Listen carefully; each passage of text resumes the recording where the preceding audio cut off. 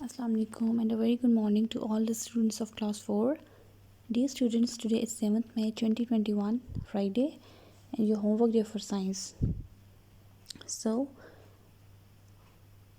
today we are going to do objectives of unit number 8, which is heat.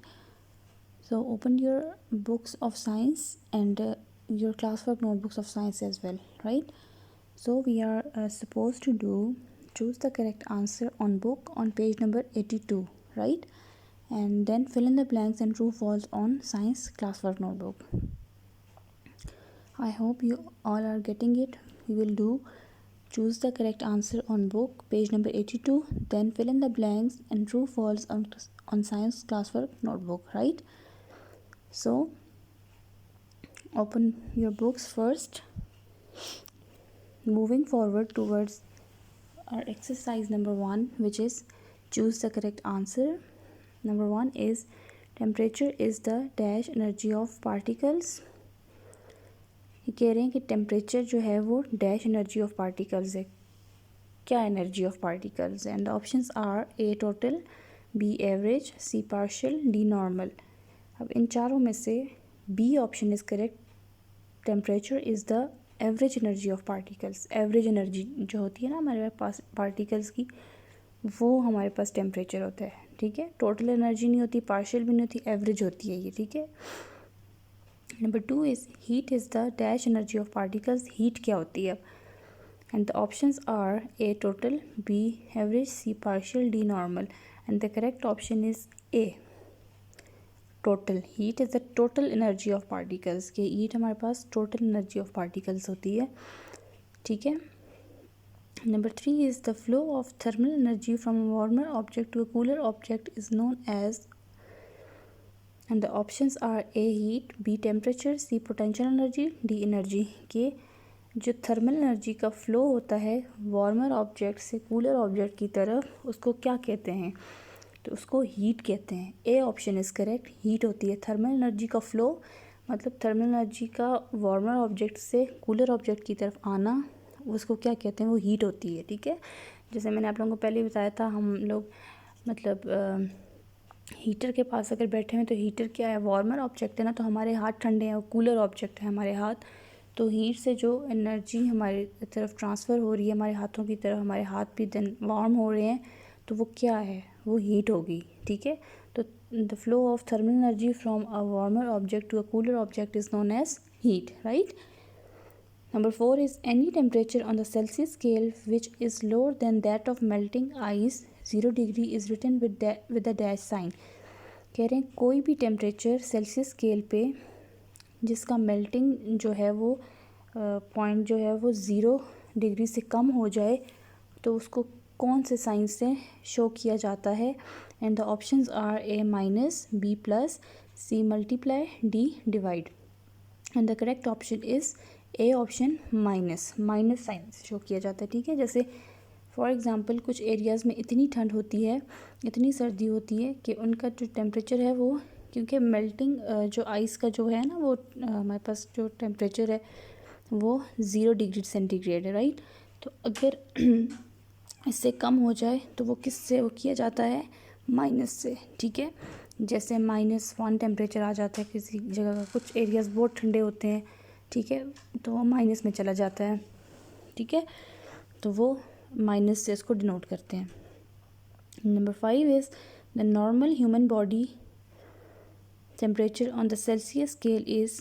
कि जो normal हमारे पास human body का temperature होता है सेल्सियस स्केल पे, वो क्या होता है? And the options are A 37 degree, B 40, C 98 degree, D 0 degree. And the correct option is A option, that is 37 degree, right. I hope you all are clear with this.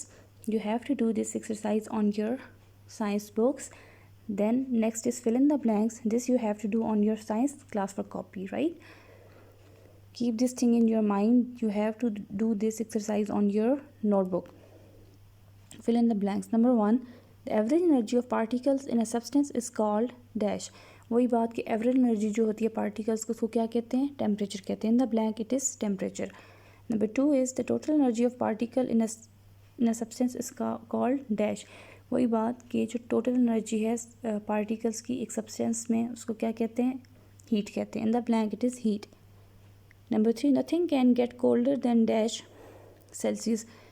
एक वो point है, एक limit है, उससे ज़्यादा cold कोई भी चीज़ नहीं हो सकती। तो वो कौन कितना पॉइंट है सेल्सियस स्केल पे? वो -273 डिग्री सेल्सियस है, ठीक है। इससे ज़्यादा ठंडी कोई भी चीज़ नहीं हो सकती। जब माइनस में टेम्परेचर आ जाता है तो वो टेम्परेचर जो है वो कूल होता जाता है, होता जाता है। तो जो है वो -273 डिग्री से ज़्यादा ठंडी कोई भी चीज़ नहीं हो सकती, ठीक है। Number 4 is the instrument which is use to measure temperature is called a dash.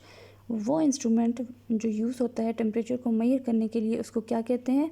That is known as thermometer. In the blank it is thermometer. पता है ना टेम्परेचर आप लोग किससे अपना चेक करते हो? बुखार होता है, थर्मोमीटर यूज़ करते हो ना, तो ये ब्लैंक में थर्मोमीटर है, right. Number 5 is the melting point of ice is dash Fahrenheit and dash Celsius. के मेल्टिंग पॉइंट जो है वो आइस का फ़ारेनहाइट पे कितना है और सेल्सियस पे कितना है? तो 32 Fahrenheit. In the first blank it is 32 degree Fahrenheit, and on the second blank it is 0 degree Celsius, right? I hope you all are clear. This you have to do on your classwork copy. Next is true false. ये भी आपने classwork copy पे करने हैं, ठीक है, क्योंकि ये तो बुक में है ही नहीं, और जो blanks हैं बुक में हैं, लेकिन उनमें रिपीटिशन बहुत थी। वही चीज़ आपकी चूज़ द करेक्ट में थी, तो मैंने थोड़ा इनको चेंज किया, थोड़ा इनकी नंबरिंग चेंज की है, तो बुक में ठीक नहीं होगा आपके लिए, ठीक है। तो आप नोटबुक पे करेंगे, और ये भी ट्रू फॉल्स भी आप नोटबुक पे ही करेंगे। Number 1 is all the particles move and vibrate at the same speed. के दुनिया में जितने भी पार्टिकल्स हैं वो सेम स्पीड पे वाइब्रेट भी करते हैं और मूव भी करते हैं। तो क्या ये ट्रू है या फॉल्स है? तो दिस इज़ फॉल्स। ऐसा तो नहीं होता ना, सबकी अपनी अपनी स्पीड होती है, right. This is false. Number 2 is when we cool an object its particles move slowly. हम जब किसी पार्टिकल को ठंडा करते हैं तो उसके पार्टिकल्स जो हैं वो स्लोली मूव करते हैं, तो दैट इज़ ट्रू। जब हम गर्म करते हैं तो पार्टिकल्स जो हैं वो फास्टली मूव करते हैं, लेकिन जब हम उसको कूल करते हैं तो वो स्लोली मूव करते हैं, तो this is true. Number 3 is temperature depends on the size of the object.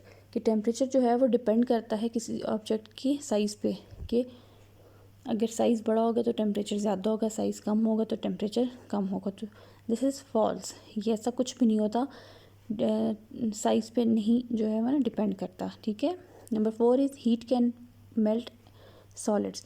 कि हीट जो है वो सॉलिड को मेल्ट कर सकती है। हीट, किसी सॉलिड चीज़ को हम अगर हीट करें तो वो मेल्ट हो सकती है। जैसे हम अगर आइस को करें मेल्ट, तो वो मेल्ट हो सकती है ना। आइस क्या है? सॉलिड है ना। This is true. Number 5, there are 2 types of scales on the thermometer. Thermometer के ऊपर 2 टाइप्स होती हैं स्केल्स की, तो ये भी ट्रू है। 2 होती है ना, ठीक है, सेल्सियस और Fahrenheit, right. So I hope you all are clear with this. मैंने 2 एक्सरसाइजेस का बता दिया आपको। फिल इन द ब्लैंक्स और ट्रू फॉल्स आपने क्लास वर्क नोटबुक पे करने और चूज़ द करेक्ट बुक पे। So do your work neatly and send clear images to me. Thank you so much. अल्लाह हाफिज़।